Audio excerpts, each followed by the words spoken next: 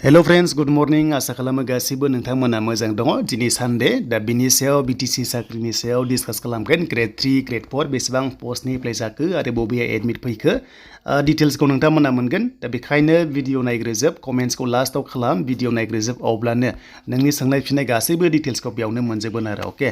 दा बे पस्टआ नोंथांमोननिया ग्रेड 4 हिसाबै एडमिटआ फैग्रोबाय। दा बिनिसो माबायदि फैदों जों बेखौबो नायगोन आरो लोगोसे टोटेल भेकेन्सिया 1000नि बारबाय। दा बेयाव फरेस्ट दङमोन ग्रेड 3 टेक्निकेलाव आरो लोगोसे ग्रेड 3 नन टेक्निकेलाव कारेन्टलि सोलिबाय थानाय एप्लाइ खालामनाय प्लास ग्रेड 4 193 बिनि एग्जाम एबा इन्टारभिउ सायाव दा कम्बाइन जागोन नामा दा बिनि सायाव डिटेल्सखौ लाबोदों। दा गोबाव खालामा जों दायो रिसेन्टलि सोलिबाय थानाय ग्रेड 3 नन टेक्निकेलाव जों नायग्रोनोसै।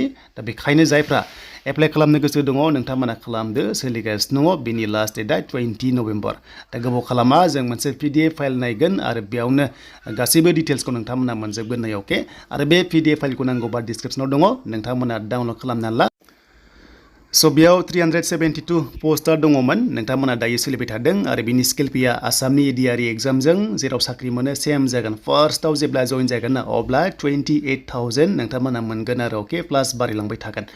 दा बेखौ जों मिन्थिबाय आरो लोगोसे भेकेन्सिया बारायगोन खमायगोन फिक्स नङा। दा उननि बाथ्रासै आरो जेब्ला गोदान अफिसियेल नटिस फैयो, नाथाय बे बारायनायनि चान्सआ दङ एबा गैया बेखौ डाइरेक्ट बुंनो हाया आरो, खिन्थु बेनो थानाय चान्सआ दङ आरो। दा बे जाबाय नोंथांमोननि ग्रेड 3 दा जायफ्रा 10 पासल' खालामनो हाया, HS पास बेनिफ्राय डिग्री पास नांथारगोन प्लास डिप्ल'मा गोनां ओरैबायदि आरो डिग्री लेभेला जुनियर एसिस्टेन्ट पस्टआव नोंथांमोननिया डिग्री खालामनानै 1 इयार कम्पिउटार सार्टिफिकेट थानांगोन। 6 मान्थ्सआ बेयाव सोलिया, जुदि हरोबाबो रिजेक्ट जागोन। मानो होनोबा थांनाय बाराव JAA पस्टआवबो सेम बिदोंमोन आरो बेयाव रिजेक्ट खालामदों। बैसो होनोबाथ' मिन्थिखाबाय 18 निफ्रायनो हागोन मिनिमाम आरो मेक्सिमाम जोंनि STआ 43 इयार्ससिम खालामनो हागोन आरो।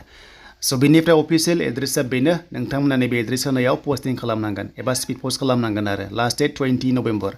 आरो मोनसे इम्पर्टेन्ट बाथ्रा बेनो जाबाय पस्टेल स्टाम्प थाइबानिया स्टाम्प थारनांगोन। जुदि बेखौ बावदोंबा रिजेक्ट जागोन। मानो होनोबा कल लेटाराव नै स्क्रिनाव नाय, कल लेटाराव बेखौनो हरफिनदों। नोंथांमोना जेब्ला सेल्फ एनभेलप हरदोंमोन फिसा लेफाफा खामा बेखौ नोंथांमोना हरफाथारनांगोन, मानोना बेयावसो नोंनो कल लेटारखौ हरो। स' बेखायनो हरनांगोन आरो। एग्जाम फिसआ अनलि 200। दा सिगांनि नटिसआ एसे मिस्टेक दङमोन वार्डसआव लिरनाया, नोंथांमोना अनलि 200 हरबानो बियो साक्सेस जागोन। बेनिफ्राय IPA खौ मारै लिरो दा स्क्रिनाव नायदो, बेबादि स्क्रिनाव नाय अब्लानो मिन्थिगोन। आरो बिनि सिलेक्शन प्रसेसआ फार्स्टआव एग्जाम जागोन आरो एग्जाम पास जाबासो अरेल टेस्ट लागोन। सिलेबासआ बेनो, सिलेबासखौ नायना ला। दा बेनो आरो HS लेभेलनि एग्जामा एक्सट्रा जागोन, बिनिफ्राय डिग्री लेभेलनि एग्जामा एक्सट्रा जागोन आरो बेनो जाबाय कम्बाइन एग्जाम जागोन आरो। दा एग्जाम्पल डिग्री लेभेलाव जोंहा गोबांथार पस्टआ दङमोन ना, खालि जुनियर एसिस्टेन्ट नङा, गोबां डिपार्टमेन्टआव दंमोन नालाय, बेजोंनो मोनसे कम्बाइन एग्जाम जागोन आरो। माने मोनसे एग्जामावनो गोबांथार एडिआरइ बायदि थागोन। देन HSआबो बिदिनो, HS लेभेलाव गोबांथार पस्ट दंमोन ना, बेजोंबो सेम कम्बाइन एग्जाम जागोन आरो। बाथ्रा जाबाय डिग्रीया बेलेग दिनाव जागोन, HSआ बेलेग दिनाव जागोन। देन बिनिफ्राय फैबाय दाखालिनि 263 बेनो जाबाय टेक्निकेल लाइनाव नोंथांमोननिया।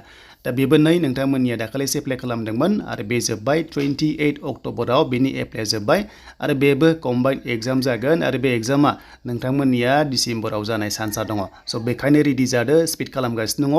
18 निफ्राय जोङो 43 इयार्ससिम बेयावबो जादोंमोन इलिजिबोल। दा नोंथांमोना टेनसन दाला, बेनो जाबाय एग्जामा नोंथांमोना डिसेम्बराव जानाय चान्सआ दंसै आरो अके। दा बे एग्जामाबो गोबांथार कम्बाइन जागोन नालाय, जेरै टेक्निकेलाव बिनिफ्राय नन टेक्निकेलाव जागोन। थ' बेखायनो नोंथांमोनाबो बेयावबो सेम दानि इन्टारभिउ जानाय बायदि ग्रेड 4आव गासैबो डिटेल्सखौ मोनलांबाय थागोन। भिडिअ नायलांबाय था, जोबाखै आरो दंबावो। दा बे जाबाय नोंथांमोननि ग्रेड 3 लेभेलाव। स' दायो फैबाय लास्टआव, बेनो जाबाय नोंथांमोननि ग्रेड 4आव एडमिट फैबाय आरो बे ग्रेड 4नि भेकेन्सिया गासै 193 दङमोन। नोंथांमोननि 10टा डिपार्टमेन्ट प्लास एक्सट्रा सिटआव मोनसे एक्सट्रा दङमोन। दा बे 10 पासनि ग्रेड 4 प्लास आरोबाव गाहायना जाबाय क्लास 8 पासनि ग्रेड 4 आरो। दा बे कम्बाइन इन्टारभिउ जासिगोन, माने भाइभा टेस्ट जागोन, अरेल टेस्ट जागोन, बेयाव रिटेन एग्जाम गैया। दा बेखायनो मोनसे बाथ्रा, एडमिटआ जोंहा थांदों पस्ट अफिसाव।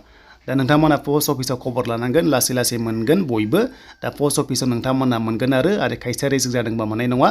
मानो होनोबा खायसे मिस्टेक साबमिट खालामनायफ्रा रिजेक्ट जायो, बेयाव मोननाय नङा। जेरै हमना ला खायसे सेल्फ एनभेलप हराखै बा फर्म फिलआप खालामनायाव माखासे साइन होआखै बा माने गोबांथार प्रब्लेम खायसे दङ आरो बेफोरबायदिया माने एसे रिजेक्ट जानाय चान्सआ थायो अब्लाबो नायदो नोंथांमोननि खाफालसै मोनो मोना दा बिनि इन्टारभिउआ डेटआ नैबे नभेम्बराव जासिगोन दा एडमिटआ आं स्क्रिनाव होदों बेखौ नायबानो जाबाय स्क्रिनाव होदों एडमिटखौ नोंथांमोना अके देन बेनिफ्राय नोंथांमोननिया दरमा होनोबा आसाम गभर्नमेन्टजों सेम जायो डिआरआव जेरै फार्स्ट स्टार्टिंआव 24,000 मोनो ग्रेड 4आव थिग बेबादिनो मोनगोन आरो दा बे जाबाय जोंनि एडमिट आरो बे एडमिटआव जायनोखि बे केन्डिडेटनि एडमिटआ स' बिथांमोना मा अदालगुरि हिसाबै बेयाव फैग्रोदों आरो गुबुनावबो थांबाय जानांगौ नोंथांमोना कमेन्ट्सखौ खालामनो दाबाव आरो दा 11 नुदों 11खौ ओरैबायदि कनफिउज जागासिनो दङ 11 मिन्स मा बेनो जाबाय जोंहा नभेम्बर दाना 11 गोलैयो नालाय बेखायनो बे जाबाय नभेम्बरा 11 बेखौनो खायसे खायसे 11 डेटआव जागोन नामा इन्टारभिउआव सानदों बे नंखाय अके नोंथांमोना कनफिउज जादों आरो दा बे नङा नोंथांमोना डिसेम्बरसिम जाहैनो हागौ इन्टारभिउआ बाट बे थाबाय नोंथांमोननि एडमिटआव